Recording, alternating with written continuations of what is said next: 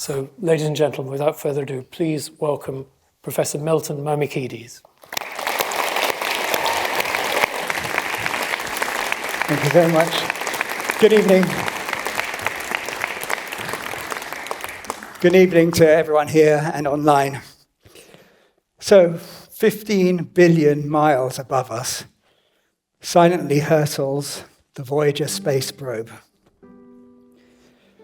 It was launched in 1977 with a mission to visit the planets, and after that, along with its sister vessel, Voyager 2, to send out a message to whomever might find it. In that aim, aboard the Voyager space probe was this golden record with this beautiful inscription which basically says where we are and how to play the record. And this lovely inscription to the makers of music, all worlds, all times. And encoded into that record is a collection of images describing what we are biologically, where we are, what we know technologically and in terms of science and maths. But we also want to say who we are, and what better way than to use the language of music. Now, this team of people on the right had the awesome responsibility to choose what music from all our glorious catalogue we send out to space. And inevitably, it was suggested that we should send the music of J.S. Bach, but not everyone agreed.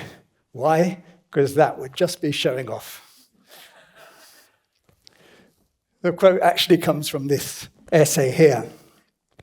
But eventually, they decided to put 3 pieces of Bach, no Beatles because of copyright, go figure, and along with quite a commendably diverse set of music, which is now heading out beyond our solar system.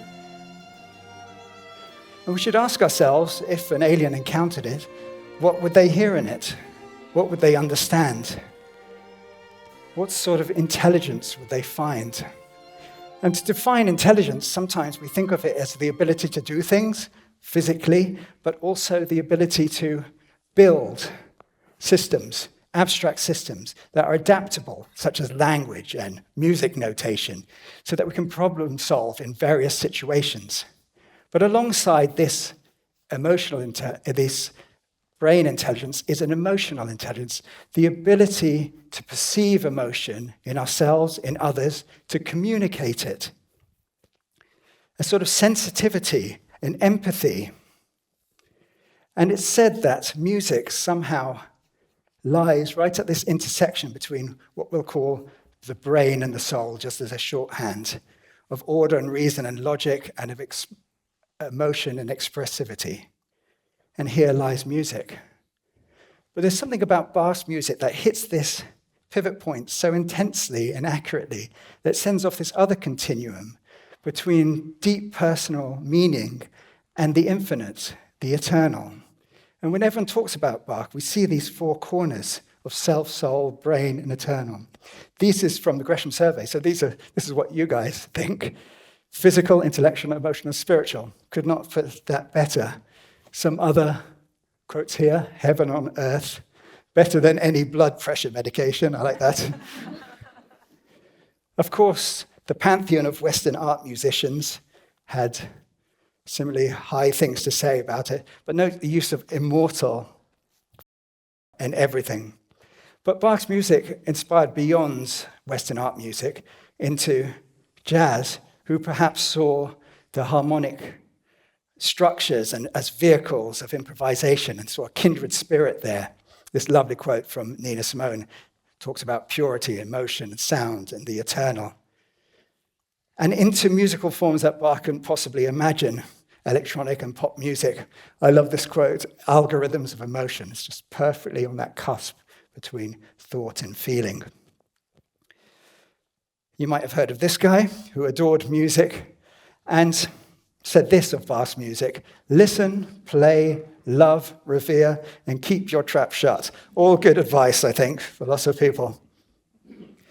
And even the most skeptical philosophers soften a little bit when it comes to Bach, as if its music as alone is some kind of argument for the divine. Brahms said he would lose his mind if he could compose as well as Bach did.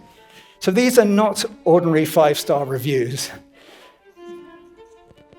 So it's odd that with all these stellar reviews, during Bach's lifetime, he lived a very provincial and hard life, really. Down on earth, his music wasn't wandering this far. In fact, most of his life was constrained to a very, very tiny patch of ground in then Prussia, Germany. This area here, to give you an idea how small this is, the longest journey he took was by foot. 250 miles to go and see a concert of Buxtehude, which shows both his commitment to music and how geographically constrained he was. And not only geographically constrained, but he was constrained in terms of time. I've tried to put together what a working day would have been like for Bach with the duties he had to conduct at his job in Leipzig. And it's very likely that most of the pieces we know and love from that period would have been done before breakfast and after dinner. Imagine what he could have done with a little bit more time. But still, he was stoic, and he used to sign his sacred works, at least, with STG, all for the glory of God alone. But that's not a very satisfying answer and a picture of Bach. He, like all of us, was fraught with vexations of life. Orphaned at age of 10, he went to live with his brother, became a chorister, and then got his first gig at age 18, teaching organ and composing in Arnstadt. And although he was a chorister, he was no choir boy. We have these lovely minutes of a council meeting complaining about Bach's behavior and the number of indiscretions. For example, he returned 3 months late from that fateful journey from the concert without an apology. The choir complained that he played too many strange tones during accompaniment, confusing them. Jazz musician. He took the opportunity of the sermons to sneak down to the wine cellar. Nice move. Or inviting an unknown maiden up to the choir loft to, quote, make music. But the most fun of all, he used to brawl with students and the locals, famously with this student called Bach, who challenged Bach to a duel. Why? Because Bach had the audacity to call Bach a zippelfagottist. I know I dropped the Z bomb, I'm sorry about that. And obviously you don't know what this means, so apologies for the profanity, but this is the translation.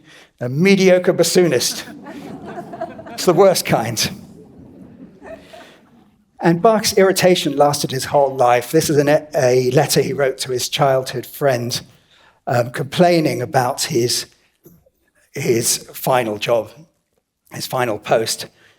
So many things against him, so many obstacles. The supervisor had no interest in music.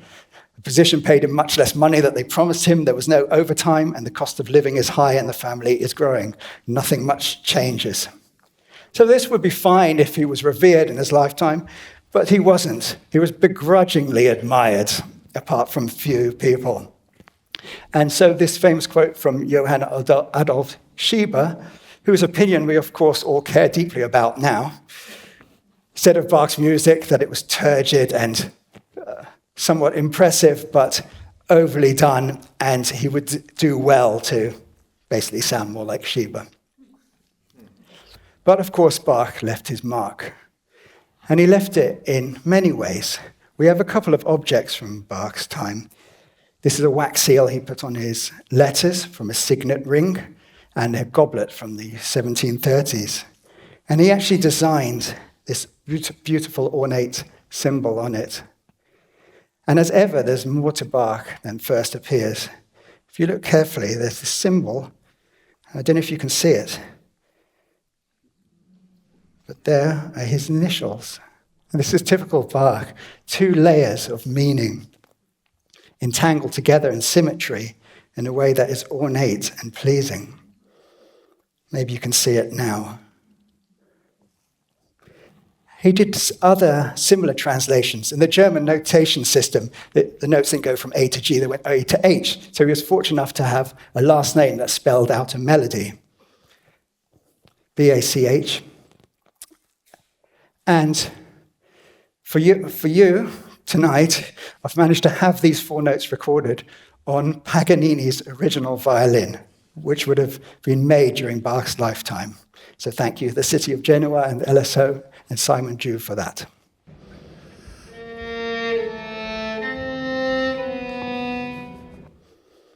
And this beautiful sinewy chromatic melody can be represented actually on 4 different staves, which means there's another level of symbolism here, this cruciform, 1 dot, 4 notes. And that's not the only translation that Bach did. He also took these letters and found their alphabetic positions, 2, 1, 3, 8, and added them up to make what's called the Bach number, 14, which had a special significance of his. I also think that it might have had significance too, because those numbers are closely related to his birth date. So Bach signed his name in various ways, in his music, around his music. And here's a nice example. One of the few portraits of Bach we have, you see him looking rather austere here. If you look closely, that's a very inconvenient number of buttons on his jacket. How many? 14, of course. And this was an ancient idea, stemming from ancient Greece to Rome to Renaissance and the Baroque era, that there was some sort of parallelism between these domains. Something could exist as a piece of poetry and as architecture, as numbers and music. And if everything that Bach did was for God, and we associate the balance, order, proportion, and symmetry with God, then we should find similar qualities to Bach's music. And we do indeed. For example, we could take one single note, let's call it C, and write a piece in a major key and a piece in a minor key. But then we could take that pair principle again and write a prelude and fugue for each of these keys. And then do the same for a chromatic pair, and then complete this to create this collection, which of course is book 1 of the Well-Tempered Clavier. But he didn't stop there. This pair principle he completed 20 years later with a second identical book, as if the first book was a prelude to the second. And this idea of harmony and proportion exists within music itself. If we take a string and divide it into different lengths, the whole of the string, half the string, the second to the third proportion, then we get a series of intervals which sound harmonious. And the essence of the tonality that Bach used. However, creating harmony on earth is no mean feat. This familiar cycle of fifths, which is used in tonal music with 12 chromatic tones, is built by using a fifth. But if we use a harmonic fifth, 3/2, by the cruel fate of mathematics, we overshoot. Such a bummer. It's close, but it's not quite right. Same if we use major thirds, 5/4, we undershoot. And so there's always a compromise if we have 12 notes. If we wanted pure fifths, then one of them has to be narrow. Ooh. If we want pure thirds, then some keys sound sonorous, but because of this wide gap at the end, others don't. Yikes. And Baroque composers knew this.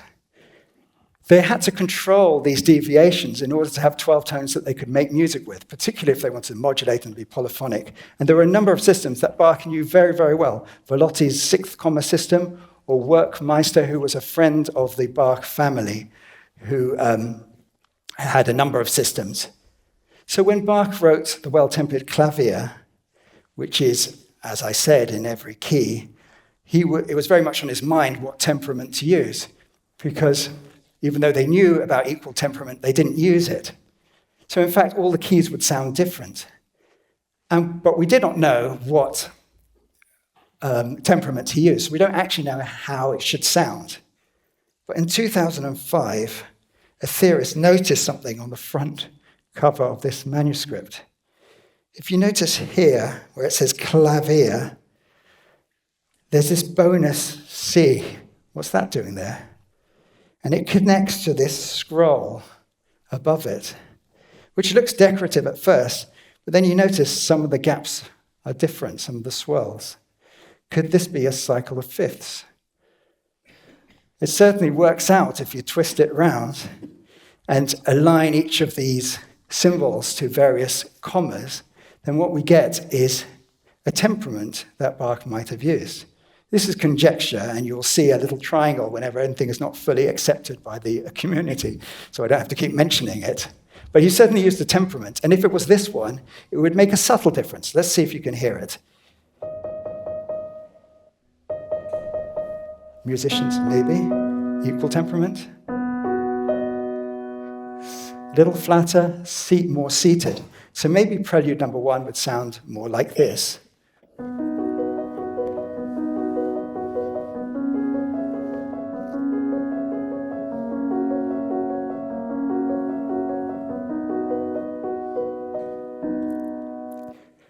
But crucially, all the keys would sound different. So Bach wasn't so much writing in keys, he was writing for these different keys. See if you can hear the difference between equal tempered C sharp major and this swirl temperament. Listen. Can you hear a slight color change? D major.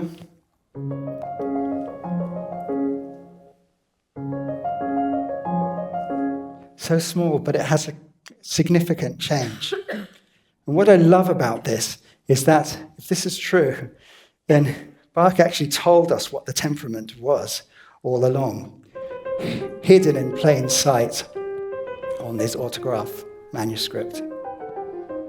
Now, Bach was a master of what's called contrapuntal harmony, which I'll explain in 45 seconds, which will save you 3 years. And it's the idea that musical ideas can do more than one thing, just as letters can. So when Bach wrote, he was balancing 3 main goals. One is to have motifs, little melodic ideas that were memorable, and so memorable that they could be changed and transformed and still recognized.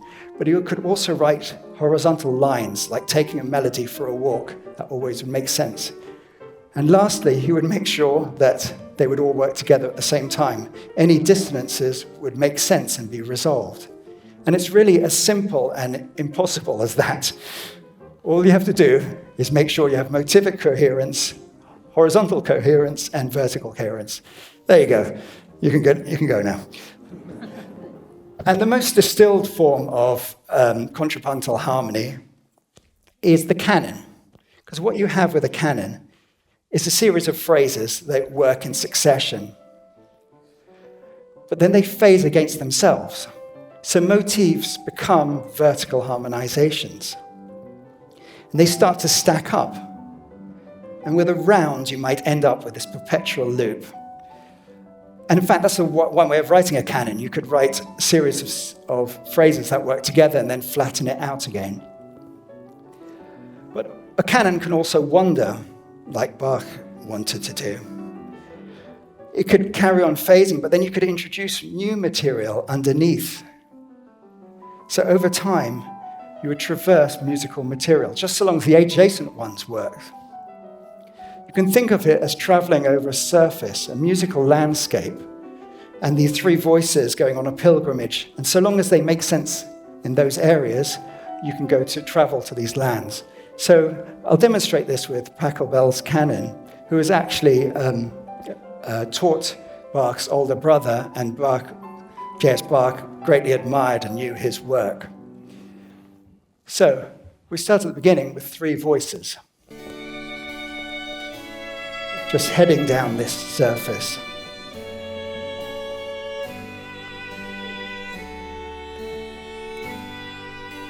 and one slips off to a new land.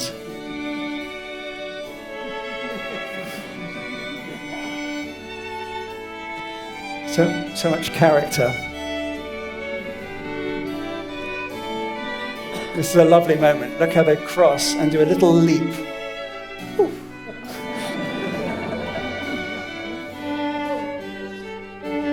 Maybe this is how we should notate music, really, because this is how it feels. Bounces. Heavenly. Note that pair of scissors. That's going to chop one of them in two to have two voices. Here we go.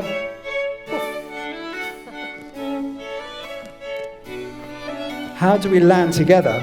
Well, we better build in some shortcuts, some ways so that they all coordinate in a satisfying way.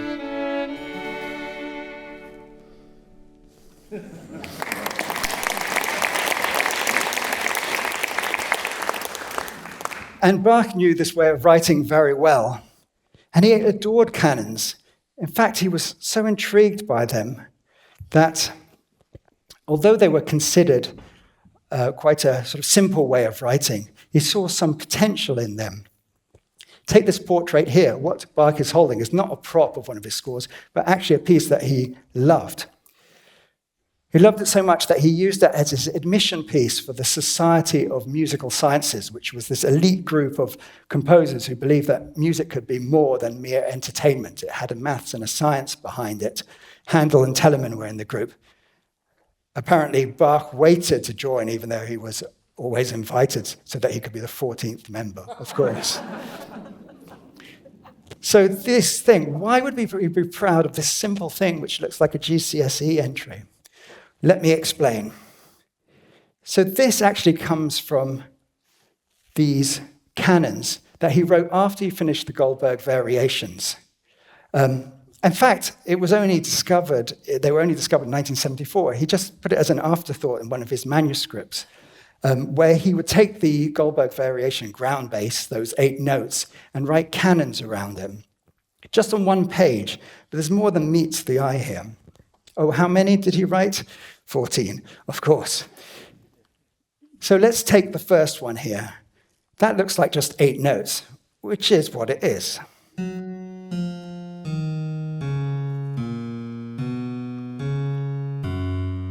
But this is known as a puzzle canon, which means there's a solution in there. I don't know if you can see it in the score, but what's this? A backwards time signature and key signature, which means play this backwards. And he's written it so they work together.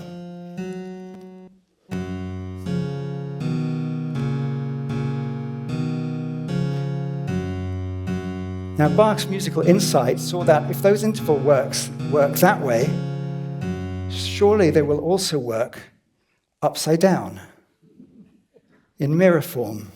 And that was his second canon here.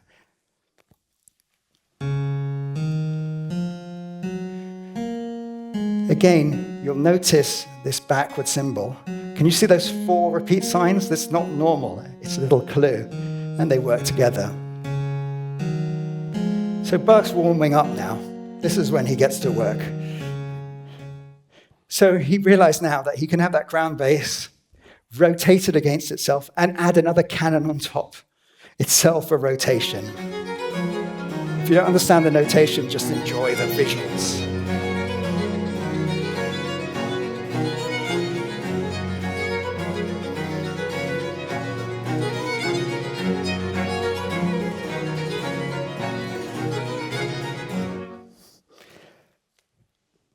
And canons can start at any point. He wrote this beautiful one, which is like a chase, just one beat behind the first. So it's like in hot pursuit of it. You'll see it catch up now.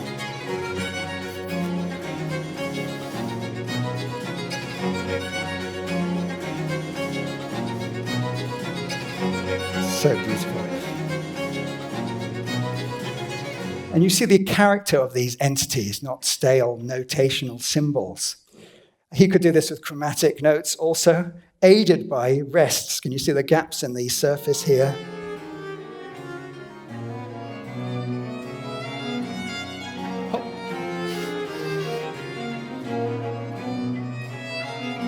So Bach was building these structures in his mind. And so this takes us to this Canon triplex, which he proudly presents in his portrait. This is not a scrap of paper, but a slice of infinity in his hand. An endless canon, not one canon, but 3 superimposed canons. It's not one of his grand works, but it's one of my favorites. Just the idea that he heard the potential that any musical phrase could exist forever. And although he managed to work out how to write this down on paper, in fact, there are many ways of representing it. You could take canon number 5 and put it on translucent film, curve it, connect it to itself, and read it from any side. But because it's a Canon duplex, you need to do it with the other side. And you have this beautiful interlocking pattern where a musician could read it from any angle.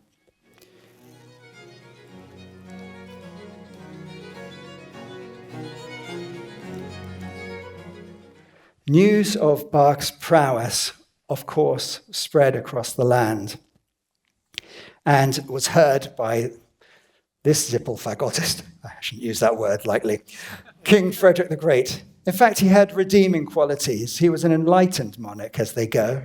He was an accomplished flute player, well, that's what people said, and a composer, and a patron of the arts. But he had a darker side. He liked to surround himself with these artists, and I'm sure admired them and supported them, but he also liked to put them in his place. Voltaire has this quote that says, "When Frederick says you are my friend, he means you are my slave. When he calls you my dear friend, he means you mean less than nothing to me. And when he says come to dinner, he means I feel like making fun of you tonight." And he invited Bach repeatedly, having heard about his ability not just to write contrapuntal music, but to improvise it. And Bach finessed these invitations away, but because his second son, Carl Philipp Emanuel Bach, CPE Bach, was now leading King Frederick's court musicians, and CPE Bach just had a son, Bach used the opportunity to go and accept an invitation. And so he took what was the last long trip of his life to go from Leipzig to Potsdam, the palace there, to visit the king. And when he arrived there, he would have been greeted with this sort of scene. Frederick the Great playing with his court musicians, and in attendance, poets and mathematicians and philosophers and dignitaries, his second son, court musicians, and some world-class musicians. Franz Bender, who's still remembered today as a virtuoso violinist and teacher, and this shadow figure in the corner, Quantz, who is still known by flautists today. He was the king's teacher, and his material on playing the flute still resonates today. I mean, he literally wrote the book on playing the flute. And by that, I mean he literally wrote the book on playing the flute. Thank you very much. No, thank you. That's a A-level dad joke there. But it seems that the invitation for Bach to play was somewhat of a trap. Because as soon as he got there, King Frederick said to Bach, "Oh, come join me." And in front of everyone, he says, "I've composed this little theme here, and I wonder if you could improvise a 3-part fugue using it." Now, Bach was excellent at improvising fugues, but fugues are malleable. They tend to be short, clear, and bendy. But this fugue is nothing but. And it seems that, in fact, the King Frederick himself might have commissioned someone to write a really awful fugue subject for Bach. Maybe even Bach's son did it. So he played him this. So far, so good.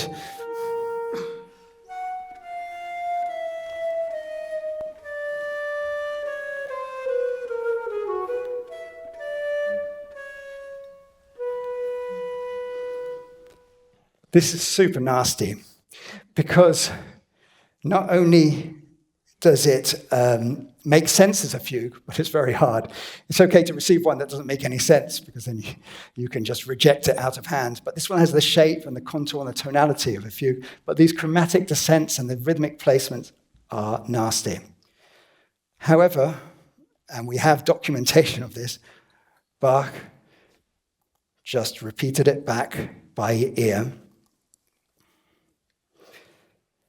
carefully at first, probably, buying himself time to work out what his next move would be. And his job is to add another voice, which repeats the melody, usually at the fifth. So the other voice has to now go somewhere else and complement it, which he did expertly.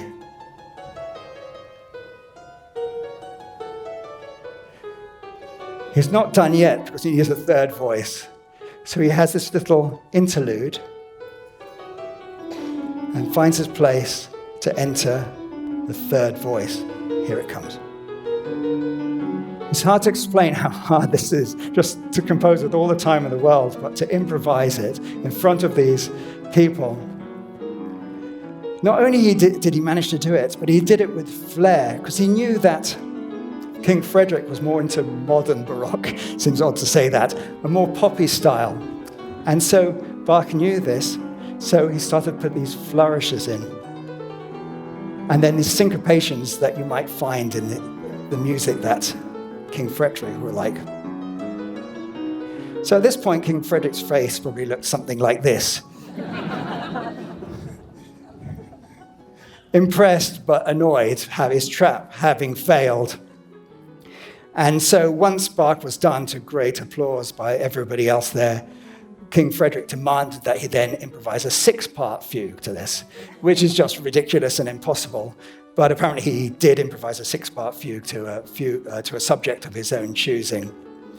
And then the rest of Bach's trip there was involved King Frederick showing him around his newfangled pianofortes, and maybe Bach had a moment to meet his grandson before making his final journey back. Now, Bach could have gone on with his life, but something got under his skin about this meeting. And within 2 months, he had completed a 6-part fugue. He had done the impossible, which is just astonishing on any subject. But that wasn't enough. He wanted to sort of wrangle this knotty subject for all that it was worth, and he put together what's now called the musical offering, dedicating it to the king. And it's got this inscription on front of it, which means in Latin, the theme given by the king with additions resolved in the canonic style. As ever, there's more to Bach, because the acronym spells out this word, which is a defiantly early Baroque composition, saying I'll do what I like, essentially, beneath the surface. And it also means to search out or to seek.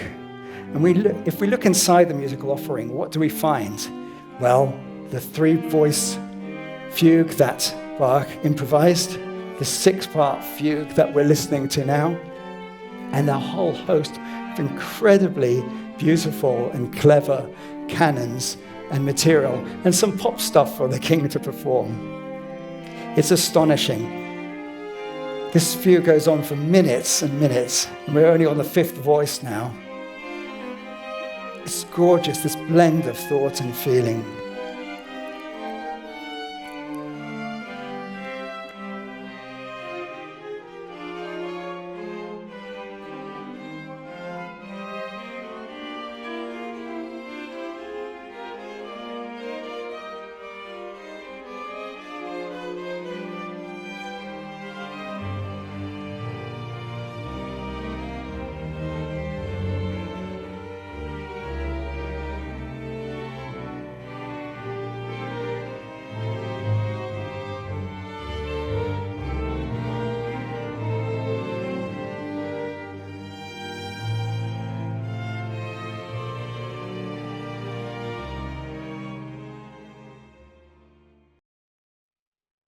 I'll give you a flavor of what else we find in the musical offering. This canon à two, it's called, a unison canon. It's one of the simpler ones, but it's just delightful. Let me explain what's happening here.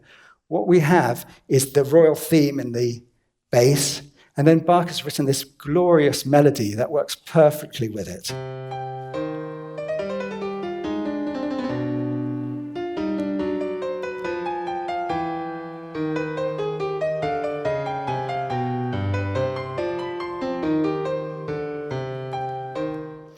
But as ever, there's more than meets the eye. This melody is written in such a way that it also works against itself. It's like a delay pedal on a guitar. And the glorious thing, of course, is that they all work together. This blend of thought and fiery emotion.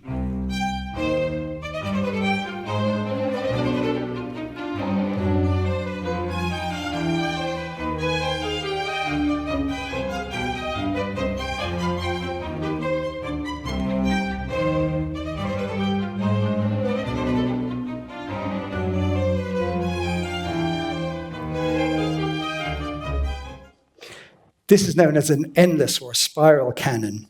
It's a canon that keeps modulating up a tone. And he writes here, as the modulation rises, so may the king's glory. But these are not Eurovision modulations which suddenly jump up. They're done in such a way that you don't notice the seams. Like an Escher piece of art, they seem to blend into each other in this impossible way.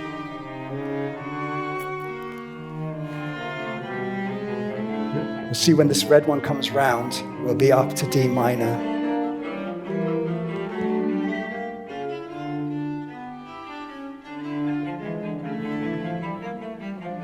And there's the loop. I didn't hear it either.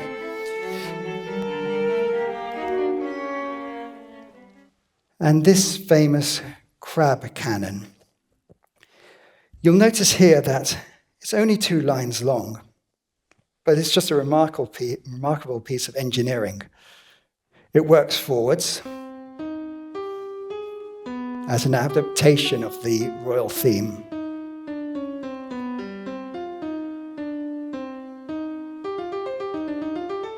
Lovely. But it also works backwards. You can see the reverse partial canon signature there. Perfect music. Most people would go home at this point, but Bach has worked out a way that they work backwards and forwards together at the same time, interlocked perfectly. And there's a real magical moment when they cross, where your whole worldview falls apart. So I'll put a little crustaceous marker there. And you'll see what happens to you as they pass.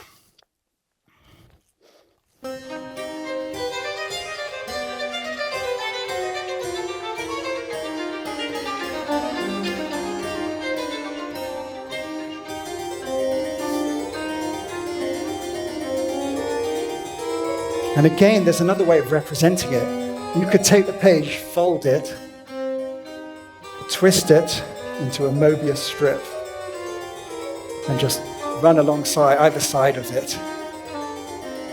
There. Listen how it ends. Should you want it to.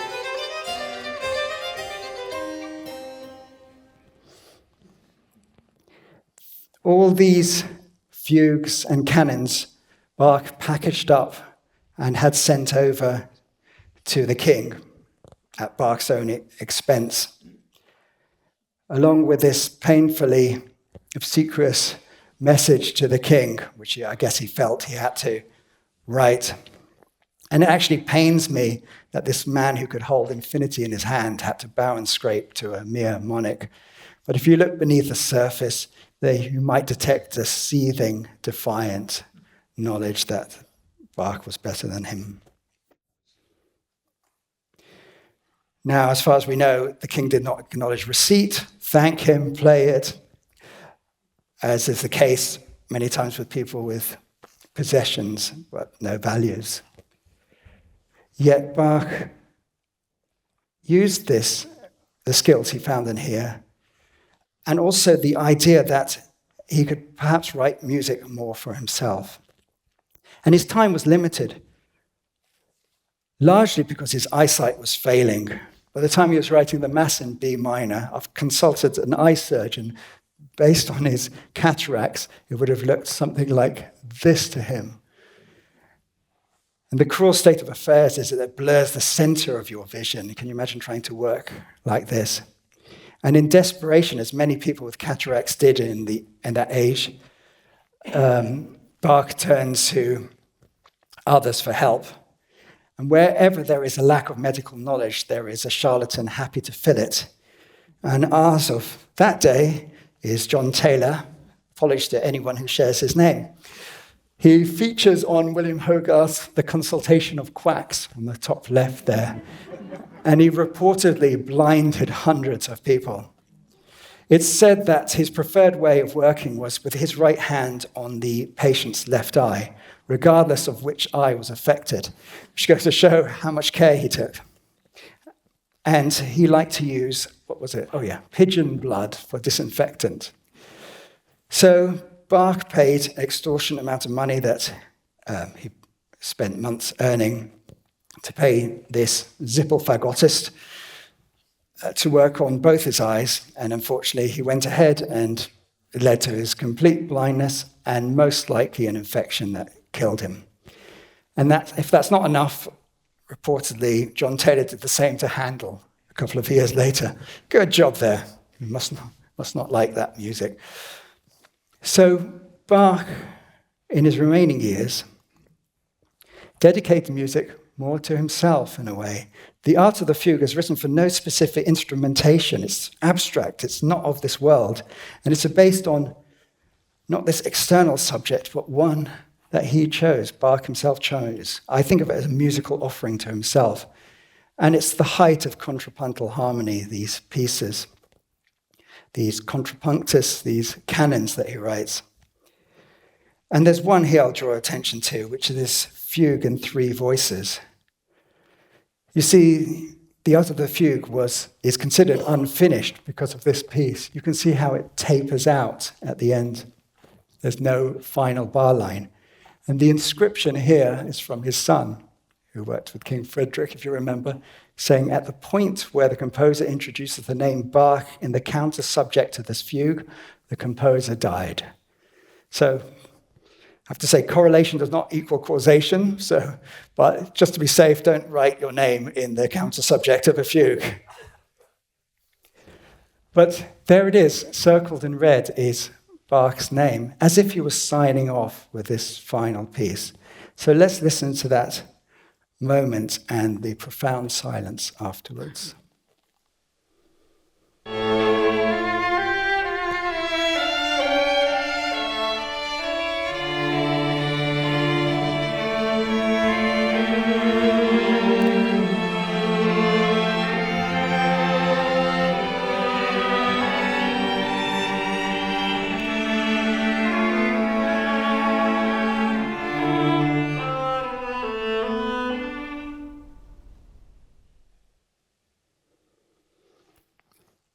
And this is how the story is often told. Bach dictating in his blindness this final fugue to his son, writing himself into the music and disappearing to the maker. But as ever, there's more to Bach. If he was blind, then why is it in his own handwriting? Perhaps this was a puzzle for others to complete. Some people have noted that there are 41 missing bars, which is one of Bach's numbers as well. So perhaps this was the final trick that Bach played on us, a final act of expression. This is all conjecture, of course, but it's quite hard to escape the number of the fugue that this ended up being.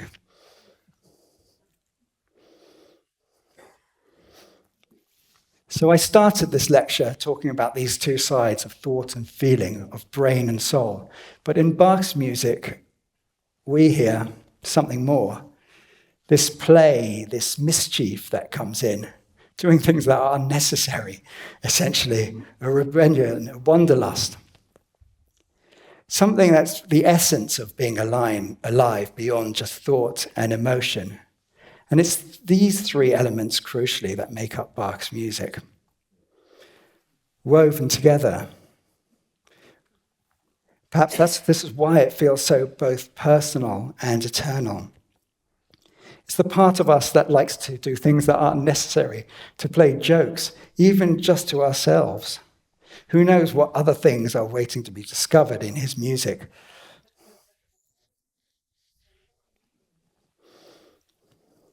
In fact, that's maybe a way to live, this mixture of thought, feeling, and permission to cause mischief and want to wander off for months. Maybe that is the essence of a meaningful existence. And a message that's worth sending out.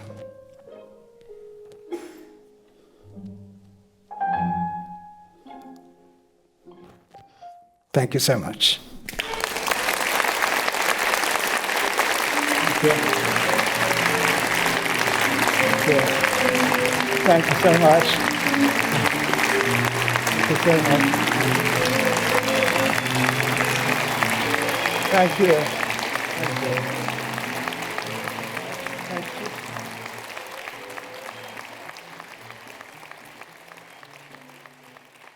Thank you so much. Thank you so much.